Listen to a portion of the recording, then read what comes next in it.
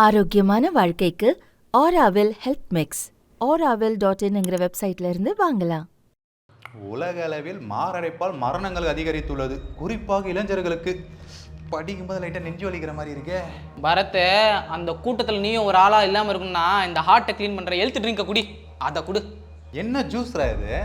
இந்த juice heart ஹெல்த்தை improve பண்ணி ஹார்ட் அட்டாக்கு ஸ்ட்ரோக்கு வரதுக்கான வாய்ப்புகள்லாம் கம்மி பண்ணுற ஒரு அமிர்தம்டா. எது அமிர்தமா? அபி ஒரு நிமிஷம் இரு. டேய், டேஸ்ட்டு பழக்கப்பட்ட விஷயம் மாதிரி தான் இருக்குது. வீட்டிலே ரெகுலராக யூஸ் பண்ணுற பொருள் தான். ஆனால் என்ன பொருள்னு கண்டுபிடிக்க முடியலடா. எப்படி செஞ்ச இதை? பரத்தை, இது எப்படி செஞ்சேன், இதில் என்ன மாதிரியான விஷயங்கள்லாம் போட்டிருக்கேன் அப்படின்ற எல்லா விஷயத்தையுமே நான் சொல்கிறேன். ஆனால் அதுக்கு முன்னாடி நீ இன்னும் ஒரு சில விஷயங்கள்லாம் தெரிஞ்சுக்கணும். அதெல்லாம் தெரிஞ்சாதான் இந்த ஜூஸோட முழு பலனே உனக்கு கிடைக்கும். சொல்கிற, அது என்ன ஃபஸ்ட்டு சொல்லு. பொதுவாகவே இந்த ஹார்ட் பிரச்சனைனாலே கொலஸ்ட்ரால் தான் காரணம் சொல்லுவாங்க. நம்மளை வந்து கொலஸ்ட்ரால்னாலே கெட்டதுன்னு சொல்லி நினச்சிப்போம். ஆனால் அப்படி இல்லைடா பரத்து. நம்ம உடம்புக்கு தேவையான கொலஸ்ட்ராலை நம்ம உடம்பே வந்து பார்த்தோன்னா தயாரிச்சுக்கும். விட்டமின் டி, ஹார்மோன்ஸு, செரிமானத்துக்கு ஹெல்ப் பண்ணுற பித்த நீர், அதுக்கப்புறம் செல்ஸை சுற்றி இருக்க ஜவ்ஸ், இது எல்லாம் உருவாகிறது கொலஸ்ட்ரால் தேவைப்படும். இந்த கொலஸ்ட்ரால் வந்து பார்த்தோன்னா 75% நம்ம லிவரே வந்து தயார் பண்ணி கொடுத்துரும். இதில் என்ன விஷயம்னா வந்து சில சமயம் செல்களுக்கு வந்து எக்ஸ்ட்ரா கொலஸ்ட்ரால் தேவைப்படும். அப்போ இந்த லிவர் என்ன பண்ணால் டேரெக்டாக கொலஸ்ட்ராலே அனுப்பாமல் இந்த கொலஸ்ட்ராலுக்கு வெளியில் வந்து புரோட்டீனோட சேர்த்து சின்ன சின்ன பார்ட்டிகளை வந்து பிளட் வழியாக அனுப்பிச்சுடும்.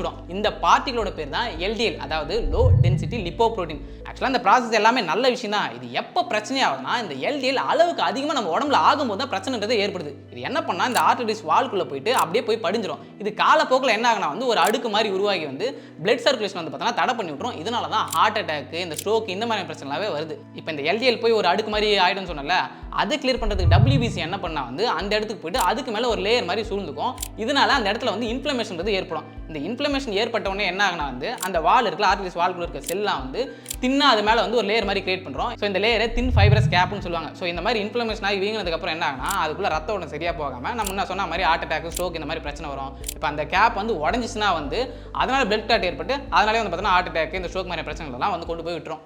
டே அபி, நீ சொல்கிறதெல்லாம் கேட்குறதுக்கே பயமாக இருக்குடா. இந்த பிரச்சனை எனக்கு வராமல் இருக்க நான் என்னடா பண்ணணும்? சொல்கிறேன்டா, கவனமாக கேட்டுக்க. இந்த எல்டிஎல் கொலஸ்ட்ரால் நம்ம உடம்புல கண்ட்ரோலாக வச்சுக்கிறதுக்கு என்ன பண்ணால் வந்து இந்த சேச்சுரேட்டட் ஃபேட்டு, டிரான்ஸ் ஃபேட்டு, அதாவது வந்து ரெட் மீட் இருக்குல்ல, மட்டனு, பீஃப், இதெல்லாம் கொஞ்சம் கம்மியாக எடுத்துக்கணும். அதே மாதிரி வந்து எண்ணெயில் ரொம்ப வருத்த பொருட்கள், ப்ராசஸ்டு ஃபுட்டு, ஜங்க் ஃபுட்ஸ், இது எல்லாமே வந்து பார்த்தோன்னா கம்மி பண்ணிக்கிறது நல்லது. அதே மாதிரி சுகரோட அளவை கம்மி பண்ணிக்கணும்.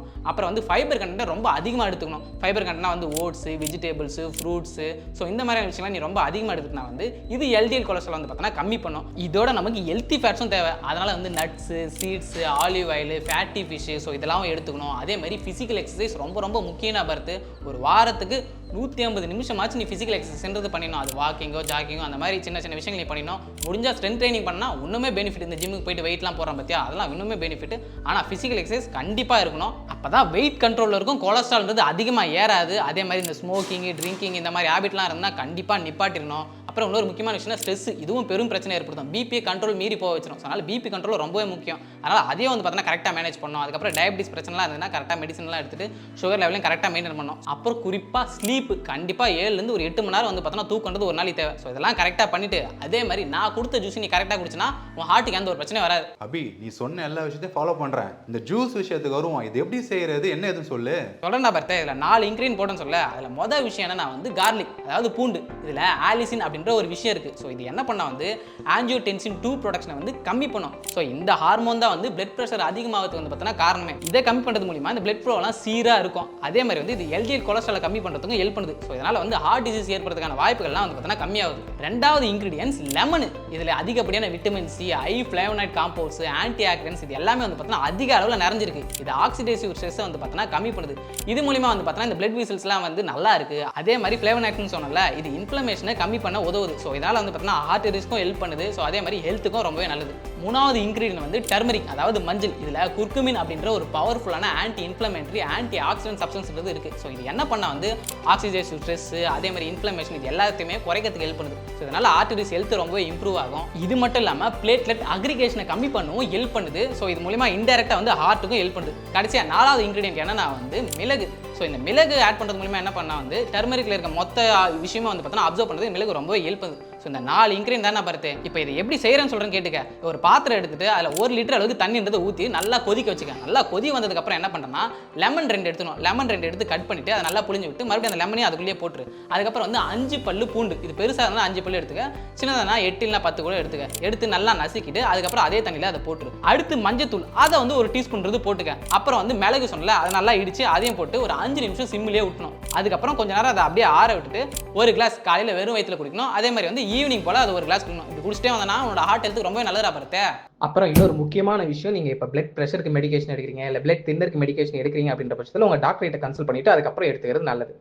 அபி சிம்பிளான ப்ராசஸ், உடம்புக்கு ரொம்ப நல்லதுன்னு வேற சொல்கிறேன். ரெகுலராக ஃபாலோ பண்ணுறேன். நான் ஃபாலோ பண்ணுற விஷயம் உனக்கு சொல்கிறேன்.